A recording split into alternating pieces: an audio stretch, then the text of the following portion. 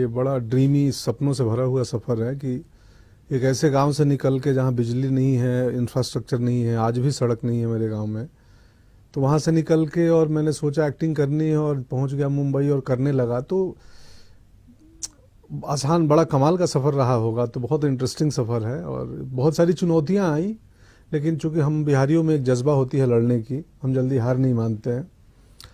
तो उस जज्बे ने टिकाए रखा और अब लोग मानने लगे हैं कि हाँ, मैं अभिनेता ठीक ठाक हूँ। मैं 29 साल का हो गया था जब मुंबई गया था। आप एक 29 साल मतलब काफ़ी होता है। मैं बिल्कुल टीनेजर नहीं था। तो एक भय होता है, मेरी शादी हो चुकी थी, तो एक डर भी होता है कि यार ये पता नहीं ये इंडस्ट्री मुझे स्वीकारेगी नहीं स्वीकारेगी, क्या होगा। तो उस भय के चलते कई बार आप बहुत सारे स्पिरिचुअल चीज़ों में फंस जाते हैं, ये पूजा पाठ, अध्यात्म, अंगूठी। तो वो एक रिचुअल था, वो भय था कि पता नहीं ये मुंबई ये हमें स्वीकारे ना स्वीकारे। तो यार इस धरती को प्रणाम कर ले कि हम आ गए हैं दोस्त, अब कर्मभूमि आप बनने वाली हैं। तो कर्मभूमि है वो। बस मैंने थिएटर नहीं देखा है। 10वीं क्लास तक मैं सिनेमा हॉल अंदर से देखा भी नहीं था कि कैसा होता है। 10वीं के बाद मैं पटना आया तो मैंने पटना में कोई फिल्म देखी थी, मुझे याद है सड़क।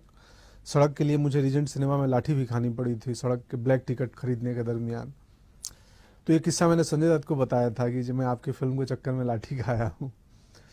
तो ऐसा कुछ नहीं था, 10वीं तक नहीं था। इवन पटना में आने के बाद ग्रेजुएशन में मुझे अचानक थिएटर में देखने लगा और थिएटर करने लगा, और उसके बाद लगा कि यार ये तो बड़ा कमाल का चीज़ है, मुझे एक्टिंग करनी चाहिए। आप जब नितांत अकेले होते हो और आप संघर्ष कर रहे होते हो तो आपको अपनी क्षमता का अनुमान होता है कि मैं क्या कर सकता हूँ। बाकी किसी दूसरे को अनुमान नहीं होता है। मेरे माथे पर नहीं लिखा है कि मैं टैलेंटेड हूँ, आपके माथे पर नहीं लिखा है आप टैलेंटेड हैं। बट आप अगर जेन्युइन हैं, ईमानदार हैं, अगर आप क्राफ्ट को जानती हैं या मैं जानता हूं, तो मुझे पता है कि यार मैं कुछ कर सकता हूं। मुझे एक मौका चाहिए ढंग का। तो मुझे अपने क्राफ्ट पे भरोसा था। मैं एक्टिंग की बड़े बारीकियों से मैंने सीखा है, पढ़ा है, बहुत सारे गुरुओं के साथ रहा हूँ। तो अप्रोच मेरा अलग था। बट एक मौके की तलाश होती है कि एक मौका मिल जाए ढंग का जो आपको सही प्लेटफॉर्म दे दे। तो छोटे मोटे रोल्स में कई बार आप इग्नोर हो जाते हैं, अच्छी परफॉर्मेंस भी दब जाती है, या आप उभरने नहीं दिया जाता है। अभी तो बड़ा अजीब दौर से बॉलीवुड गुजर रहा है। अभी तो बड़े रोल्स में भी ज्यादातर अभिनेता जो है ना इनसिक्योर होते हैं। बड़े बड़े हीरो की बात कर रहा हूं मैं। तो बहुत लड़ाई है दोस्त, वहां अपनी उपस्थिति दर्ज कराना ना आसान नहीं है, बहुत लड़ाई का काम है। मुझे लगता है कि मेरे बनने में या मेरे विकास में जितना हाथ मेरे माँ बाप का है ना, उतना ही हाथ इस राज्य का है।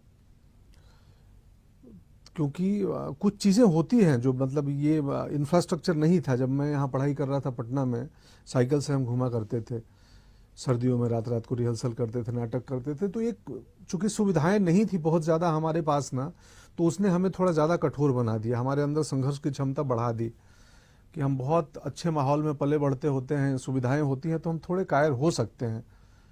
तो बड़ा योगदान है मेरे माँ बाप के साथ साथ इस राज्य का योगदान है। और मुझे लोग यहाँ पसंद करते हैं, या अगर कोई बच्चा मुझे मिलता है, अचानक बेंगलोर में मिलते हैं कुछ बिहारी लड़के, मुझे हैदराबाद में मिलते हैं, आईटी सेक्टर में हैं, बोलते हैं कि आपकी कहानी हम जानते हैं, इंस्पायर होते हैं। तो मुझे अच्छा लगता है कि चलो यार, मेरी जर्नी से कोई अगर इंस्पायर हो रहा है बिहार का कोई लड़का, तो ये बड़ी मेरे लिए तो उपलब्धि है। मैं चाहता हूँ सिनेमा वैसा हो नील बट्टे सन्नाटा जैसा, कि पूरा परिवार बैठ के देखे और पूरा परिवार मनोरंजन करे। मनोरंजन के साथ साथ हम अपनी बात भी कह दें।